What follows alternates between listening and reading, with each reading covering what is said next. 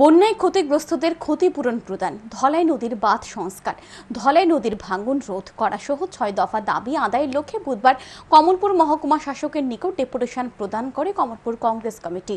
এদিন কংগ্রেসের এক প্রতিনিধি দল কমলপুর মহকুমা শাসকের কার্যালয়ে গিয়ে মহকুমা শাসক লাল রিং হেতার ডায়লংয়ের নিকট ডেপুটেশন প্রদান করে। ডেপুটেশন প্রদানকালে উপস্থিত ছিলেন ধলাই জেলা কংগ্রেস সভাপতি অনিল চন্দ্র দাস, কমলপুর ব্লক কংগ্রেস সভাপতি দেবব্রত মালাকার, সুরমা ব্লক কংগ্রেস সভাপতি রতন চন্দ্র, কংগ্রেস নেতা সমীর দাস সহ অন্যান্যরা। ধলাই জেলা কংগ্রেস সভাপতি অনিল চন্দ্র দাস সংবাদ মাধ্যমের মুখোমুখি হয়ে ৬ দফা দাবিগুলি তুলে ধরেন।